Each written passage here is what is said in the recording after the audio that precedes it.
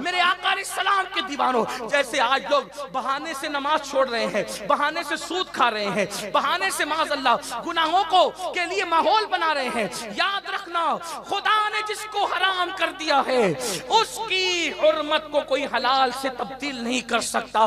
اللہ اکبر۔ تو جن کے چہرے اللہ نے سنیچر کے دن شکار کرنے کی وجہ سے سور اور بندر کی طرح بنا دیے تھے، وہ کون لوگ تھے؟ آل پیمبر تھے، آل نبی تھے۔ میرے جملے لوگوں کو تکلیف پہنچائیں گے ضرور، لیکن میرے عزیز میں آپ کی رضا کی بات نہیں کر سکتا، آپ کی خوشی کی بات نہیں کر سکتا، میں نے حق بولنا ہے۔ آپ بتاؤ اولاد پیمبر صرف سنیچر کے دن شکار کر لے تو اللہ ان کے چہرے سور اور بندر کی طرح کر دے، تم شراب پیتے رہو گے پھر بھی تم بچے رہو گے، زنا کرتے رہو گے پھر بھی تم بچے رہو گے، جوا کھیلتے رہو گے پھر بھی تم بچے رہو گے، عورتوں پر پاپ کی نظریں ڈالتے رہو گے پھر بھی تم بچے رہو گے۔ کیوں نہیں زانیوں پہ عذاب آتا؟ کیوں نہیں شرابیوں پہ آج دنیا میں عذاب آتا؟ کیوں نہیں لوٹیوں پہ عذاب آتا؟ میرے آقا صلی اللہ علیہ وسلم کے غلاموں، ہمارے بزرگوں نے اپنی کتابوں میں لکھا اگر لوٹیوں کو دم نکل آئے تو رستہ چلنا دشوار ہو جائے۔ اتنے لوٹی قوم میں موجود ہیں، اس کے باوجود بھی کیوں پتھر نہیں برستے؟ اتنا عذاب کیوں نہیں آتا؟ لوٹی کتنے کیسے پتہ ہے؟ اللہ اکبر، استغفر اللہ، الیاذ باللہ۔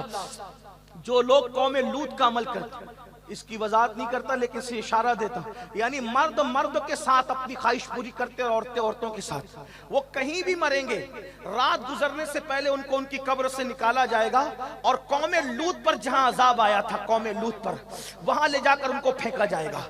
اور یاد رکھنا قوم لوط نے جو گناہ کیا نا مرد مرد کے ساتھ عورت عورت کے ساتھ، یہ کام جانور بھی نہیں کرتے، ایک ہی جانور کرتا ہے جس کو سور کہا جاتا ہے، خنزیر کہا جاتا ہے۔ تو جو لوگ یہ کام کرتے ہیں، آج کل نوجوان لڑکے فلمیں دیکھ رہے ہیں، شادیاں جلدی نہیں ہوتی تو دوستوں کے ساتھ بدفعلی میں مبتلا ہو رہے ہیں، بلکہ کل دوستی ہوتی تھی سکھ دکھ میں کام آنے کے لیے۔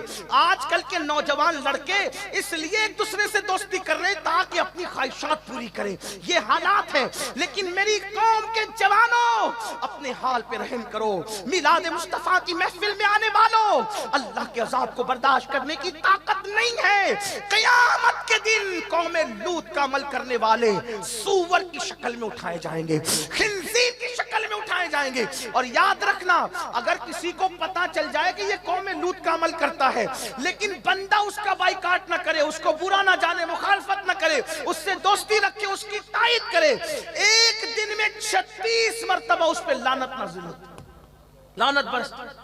دنیا میں یہ سب کچھ ہو رہا ہے، سب اور قوموں کے جتنے گناہ تھے، توجہ کریں، اور قوموں کے جتنے گناہ تھے آج وہ سارے گناہ قوم مسلم میں موجود ہے، لیکن کیوں پتھر نہیں برستے؟